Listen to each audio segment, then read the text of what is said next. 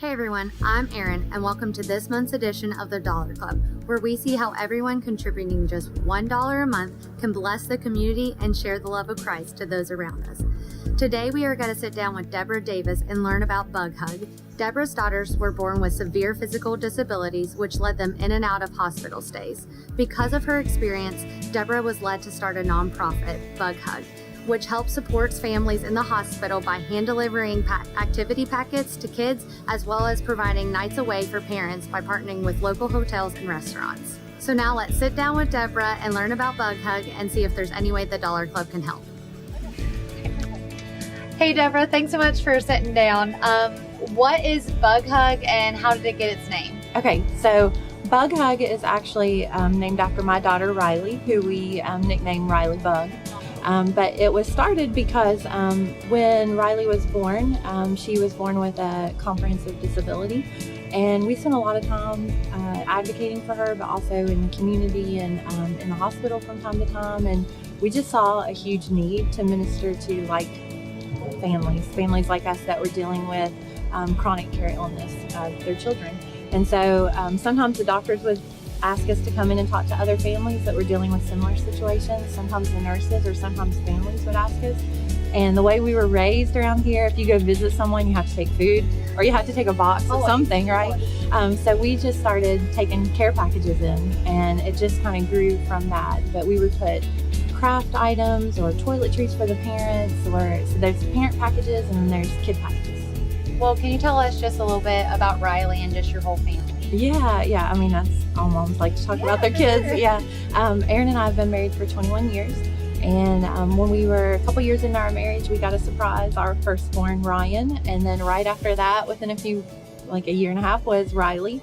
And when Riley was born, we were second-time parents. So we were really aware that something was different, and that she looked beautiful and she looked perfect and she had long legs and long hair just like Ryan.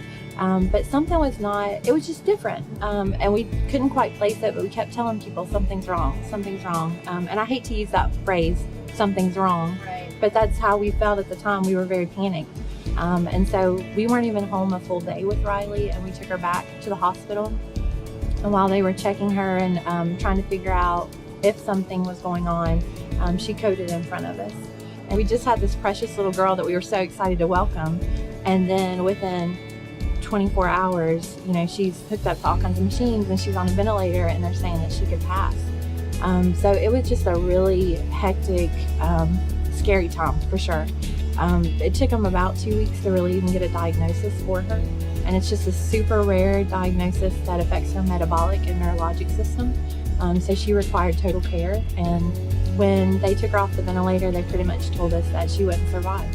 And Riley had other plans, and God had other plans. And we brought her home, and on the car ride home, we stopped and got ice cream, and we celebrated, and we had friends that were there to take our family photo because we didn't know how long we would have. And Riley just continued to defy all the odds. And just that reminder that God is still in control. Our girls are fearfully and wonderfully made, perfect the way God intended.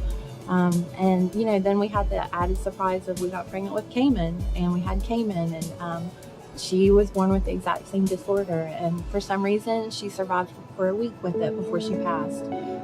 So each of our girls has taught us something really different, but it's just been such an awesome adventure, and God's really grown us up more in Him and expanded the way we think about what a blessing is. And I don't know, we do realize on a logical level, don't start crying because I will, but we realize on a logical level what a gift to be able to say that your kids made an impact in a big way. And since the girl's passing with Ryan, raising her and her missing her sisters and us missing our girls, we just felt like it was super important to be able to still honor them and help them still make an impact. Is really, I feel like any parent that's been through this, you still want people to say your kid's name, and to talk about them and talk about what impact they made, and they still have huge importance and value in life, even though they're not here on earth.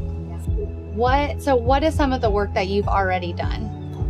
I think the biggest thing that we've done is just really taking this time during COVID to really stop and breathe and be prayerful and intentional about what we want to do and what we hope to accomplish. We're ordering the boxes so that when a package comes to somebody, it's easily recognizable. The hospital staff knows that this box is latex free, there's no nuts, there's no food, all the things that they would be concerned about, they don't have to worry about. So we're working really hard on packaging right now. Our big thing right now is just stopping and talking to the right people to get our business license going and our nonprofit status. So I'd really like to find somebody that can help me either on a law level or on an accountant level that can just help me set it up properly so that we're ready to run the right way, really transparently, so that people know when they give, 100% of that goes towards what we're doing in the community. So then we started doing parent packages with like reading material and playing cards and warm socks and toiletries and things like that. But then that grew into what else can we do to help families, and not even financially, but just you really don't ever get a break. And it's not that you want to break from the person you love, but sometimes you just need, as a mom and dad, you just need to be husband and wife. So we have been partnering with a local hotel, and they help us comp out a room at like a cheaper rate. And so we do a night stay at a local hotel, and then they get dinner for two and they get movie tickets for two.